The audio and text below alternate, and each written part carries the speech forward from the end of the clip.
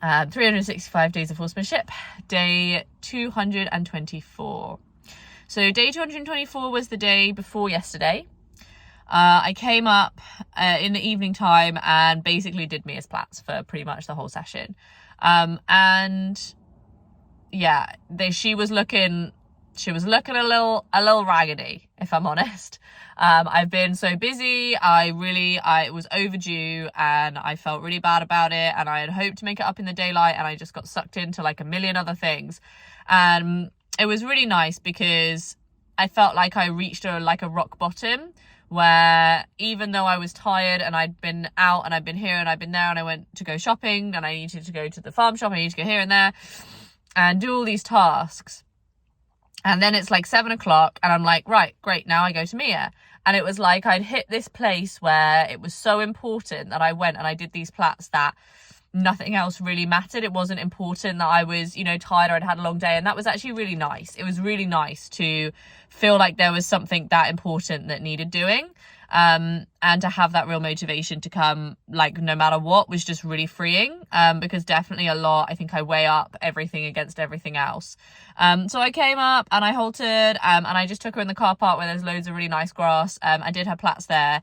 Took me ages. I had a lovely catch up with my best friend on the phone while I was doing them, and it was a real marathon. And definitely towards the beginning, it was not like, we weren't really vibing. Like, it wasn't really negative. I didn't have to like put any pressure on her really. It just was like, there were definitely some times where she was like, like annoyed.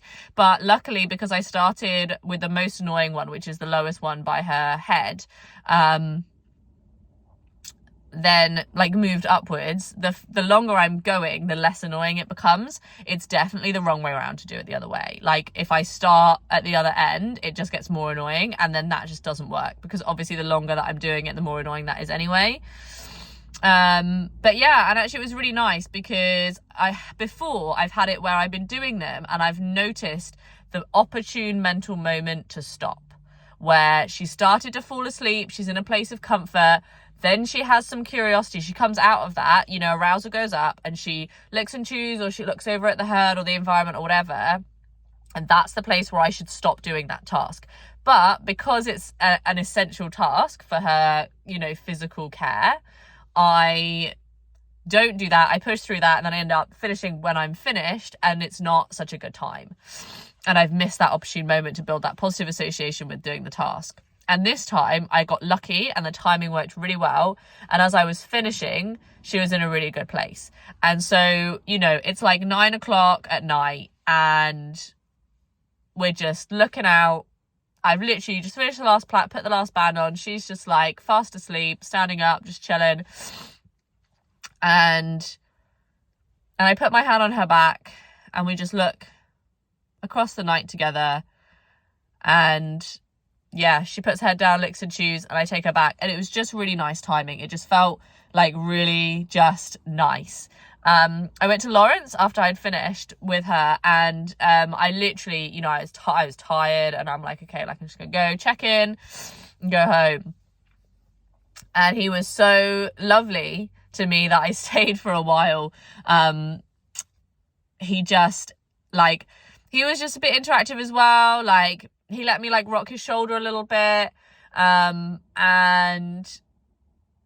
yeah. And, I was like stroking his nose and I gave him a little scratch on his hindquarters. And yeah, and then I went to leave twice, and each time he followed me. And it just is it's the nicest feeling. It's literally the nicest feeling. I literally love it. And yeah, it was so nice. It was so nice to feel wanted, to feel like, oh, actually, hang on, like, I haven't finished yet. Like I want your company more. It's important to me whether you leave or not. And that was, yeah, just really nice. So yeah, it was a good session. It was very satisfying, definitely, to get Mia's plaits done. And I think, I think it's like, I accepted at the start of this project that the project generally is a marathon, and it's about being in a marathon. It's about, learning about the power of consistency and what that will do for you, and learning how to do that. And then at the same time, every day I come up in my marathon and I try and sprint instead of running at a pace, instead of saying it's just one day, you know, like, because I had to do those plaits, it's like I'm really down on myself because that day I didn't have time to do any other stuff. And it's like, that is not how a marathon works. Like, you're not constantly reaching the next kilometer, because from what I understand, you know, it's like you do a marathon and it's like, oh yeah, now I've done 10 miles. Yeah, now I've done, 20 miles, whatever it is. And I think it's like, I want that excitement every day, or that's what I'm looking for. That's what I'm trying to get every day. I want like a big achievement every day. And that's just not how it works, and I think it's something that, I think it's part of tied up in this whole just not having these expectations of myself every day, just really lowering the bar. Because I think I've always like put the bar so high, and I have achieved a lot in a lot of senses, but I think I'm coming to a place now where I'm really starting to realize the limitations of that and how important it is to also set realistic goals, because it's more likely that in the long term I'll achieve more that way. Whereas if I'm always trying to shoot for the stars every single day instead of like looking and saying, okay, well, actually I haven't hit this star for like 150 days, maybe I should practice my aim for a few days and then try again, and actually commit to those days where I'm not trying for that, like, big achievement, and I'm just happy existing in that marathon.